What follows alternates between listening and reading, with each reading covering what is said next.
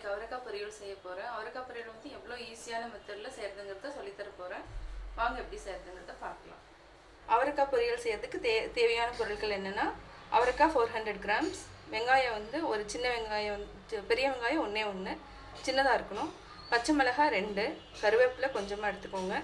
அதுக்கப்புறம் தாளிக்கிறதுக்கு வந்து கடுகு, கடலைப்பருப்பு, உளுத்தம்பருப்பு 2 வச்சுருக்கேன். பாசிப்பருப்பு வச்சுருக்கேன். பாசிப்பருப்பு வந்து என்ன 20 to 25 கிராம்ஸ் இருந்தாவே போதும். இந்த 400 கிராம்ஸுக்கு வந்து இந்த அளவு இருந்தாவே போதும்.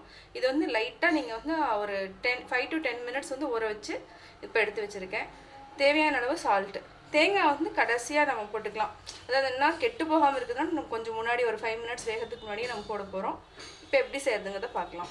தவா காஞ்சதுக்கப்புறம் எண்ணெய் 2 ஸ்பூன் போதும்.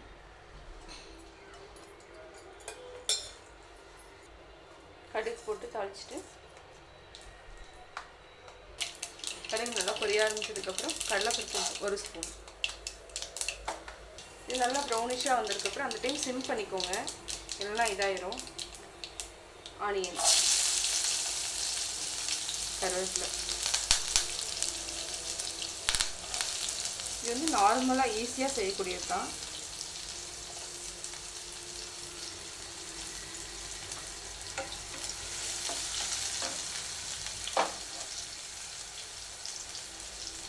பச்சை மிளகாய் வந்து நீல வாக்கில் நம்ம லைட்டாக, ஏன்னா சின்னதாக கட் பண்ணி போட்டோன்னா அவரைக்காய் க்ரீன் கலராக இருக்கிறதுனால குழந்தைங்களுக்கு கடிச்சிடுவாங்க. அதனால் லைட்டாக கட் பண்ணி போடுறோம். முழுசாகவே அது வந்து ஒரே ஒரு கீரல் மட்டும் போட்டு போடுறோம்.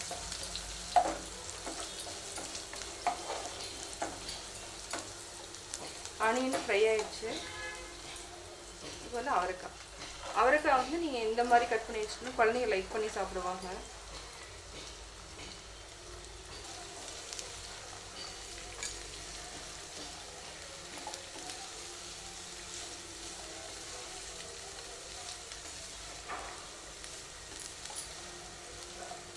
ஃபஸ்ட்டு எடுத்தோடனேயுமே நம்ம வந்து சால்ட் போடக்கூடாது. எடுத்தோடனே சால்ட் போடாமல் ஒரு 5 மினிட்ஸ் வந்து காய விட்டுறணும். அதுக்கப்புறம் நம்ம சால்ட்டு போட்டால் போதும். ஒரு சிலர் வந்து என்னென்னா இந்த காய்க்கு வந்து அவரைக்காய்க்கு வந்து சாம்பார் பொடி சேர்த்துவாங்க, காரம் வேணும்னு சொல்லிட்டு.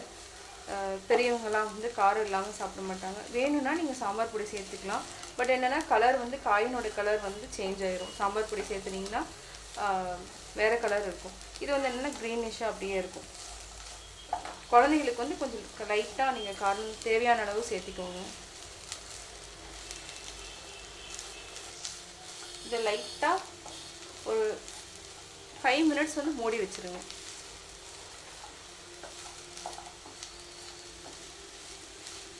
இந்த டைமில் என்னென்னா மூடி வைக்கிறதுக்கு முன்னாடி பாசிப்பருப்பையும் சேர்த்து போட்டுருங்க. ஏன்னா பாசிப்பருப்பு வந்து கொஞ்சம் வேகிறதுக்கு டைம் இருக்கும். ஸோ அதனால் பாசிப்பருப்பும் போட்டுருங்க.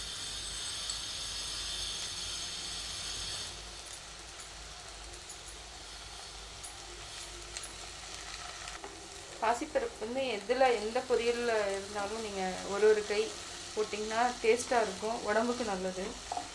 பொடலங்காய் அந்த மாதிரி ஏதாவது ஒரு காய், நாட்டுக்காய் ஏதாவதுல இருந்தாலும் நீங்கள் எதில் சேர்த்த முடியுமோ அதால் பாசிப்பருப்பு ஆட் பண்ணிக்கோங்க.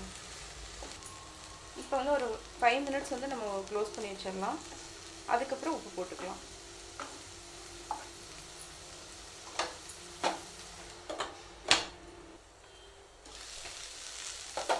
5 மினிட்ஸ் ஆயிடுச்சு.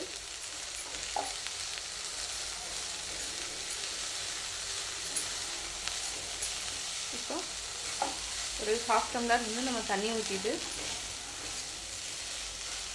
சால்ட் போட்டுடலாம்.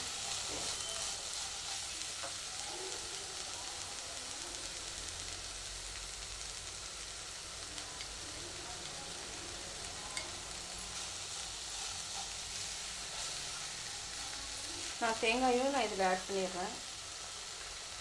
தேங்காய் வந்து இப்போவே நம்ம சேர்த்து லாஸ்ட்டில் போட்டு நிறுத்துறப்ப போட்டால் போதும்.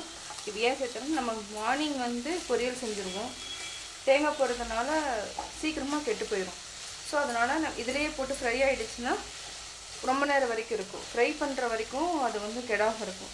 நல்லா ஃப்ரை பண்ணிடணும் நீங்கள் வெங்காயம் சேர்த்து. இப்போ தண்ணி ஊற்றி மூடி வச்சிடலாம்.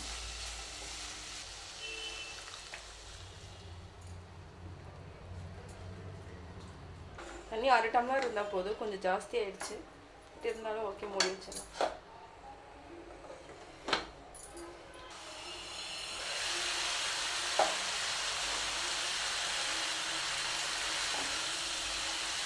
இன்னும் ஒரு 2 மினிட்ஸ் அப்படியே வச்சுருந்தோன்னா நல்லா வெந்துடும்.